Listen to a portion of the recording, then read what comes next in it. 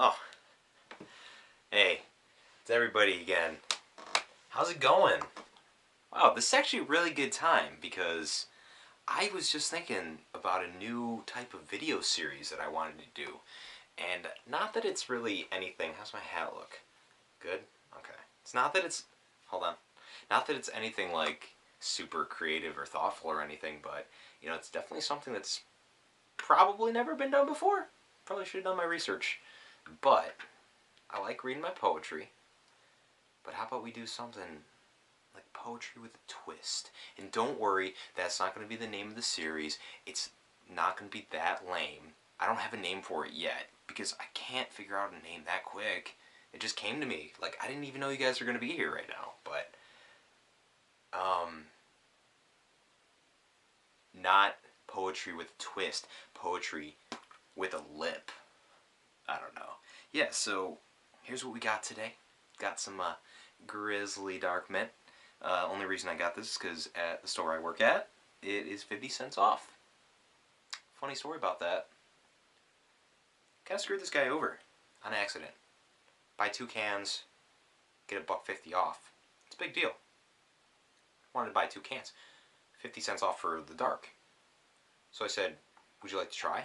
It's a special promotion. He said, sure. I've never had it before. Told him, it's a good idea, man. Try it out. I tested it later. When you buy 2 cans, dark mint, you don't get the discount. So sure, I saved the dude, 50 cent here, 50 cent there. Lost him $1.50 overall. Let's throw a dip in. And I need something to. All these candles. Alrighty. Now, we're picking a couple poems out of my book here. Now, this isn't a complete book, but there are enough poems in here. I think I can make another nice little pamphlet, and there's some really good stuff in here. A lot of this I wrote recently. It's hard because there's some work in progress books, and I feel like I definitely could use 1 or 2 of those poems in here, but I don't want to put all my eggs. I'm not kidding. Am I trying to talk to you guys with my fingers in my mouth? One thing at a time.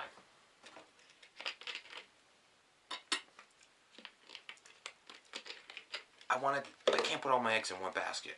So I'm trying to spread these poems out a little bit. That's what I was thinking before, because I was at a point where I couldn't write anything. I was burnt out right after school ended, and I just want to take some time, read a little bit, not do as much writing.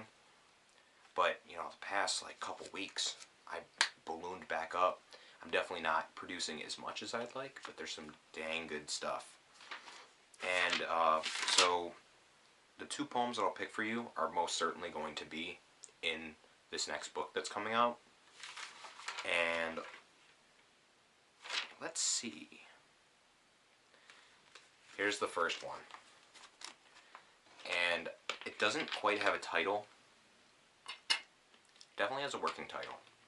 It's called I Wrote This at Dylan's New House. I just made that up. It doesn't have a title. Ready? I sure am. Like a blue flame igniting from a propane torch, imploding like a dwarf star upon a sheet of snow-dusted ice. Hunks of ice crack away, quickly dissolving in the wake of the lightning-fast current formed from the midwinter thaw. Cheyenne Creek is a Mustang, dashing across the untamed prairie during a thick December whiteout. A lone section remains intact, just beyond Sycamore Falls. A blue flame ignites within the chrome cylinder, copper from interior burns. Thin twine catches fire, rapidly advancing towards the small explosive. Time slows as one of the pair yells, "Run!" as they lunge for the clearest vantage. Green rods of burning light scatter across the sheet in every direction. A dome of light is burned into their retina, kind of like that big light there. Don't look at it. as their wide mouths and glaring eyes reflect the spectacle they had witnessed. What do you think? It's alright. So I was at my buddy Dylan moved to Gowanda maybe a year and a half ago. I lost track. And they ended up living, him and his girlfriend Caitlin, they ended up living at her mom's place. Not with her, but she owned a house out there, and they lived on the upper floor of the 2-level apartment. And I actually ended up writing Words Can't Describe in their living room of their apartment, or their dining room of their apartment. And that was the first time I had gone there. Now, I haven't been out to see Dylan in a while, as unfortunate as it is, but recently he has moved into a new place, which is beautiful. It's gorgeous.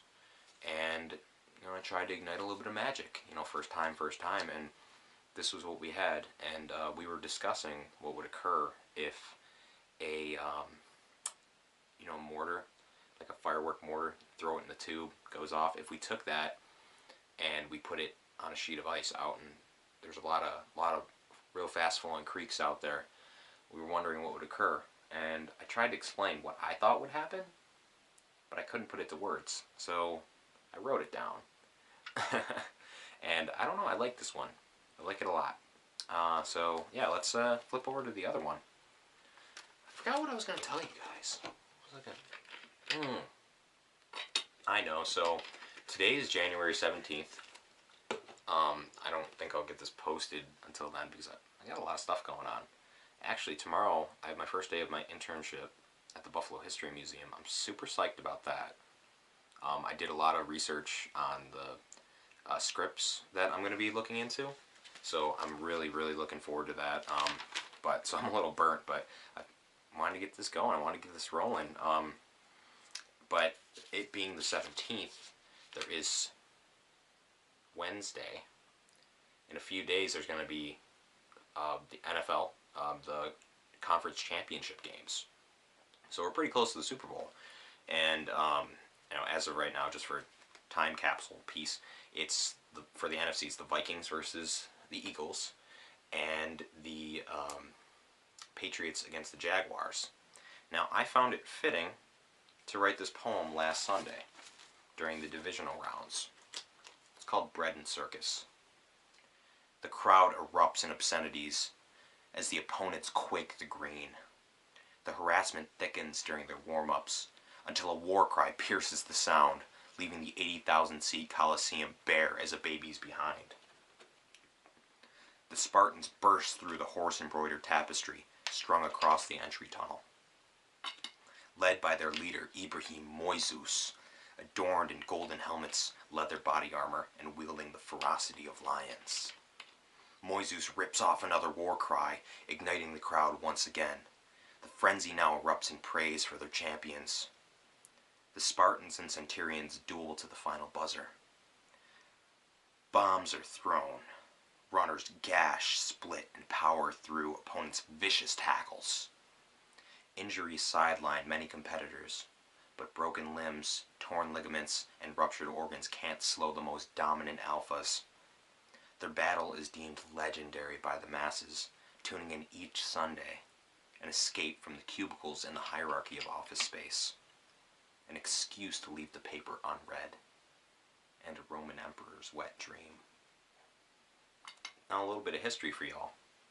The Roman Empire was around for, let's say about 1,000 years. This is going to be a rough little part of history, parchment here.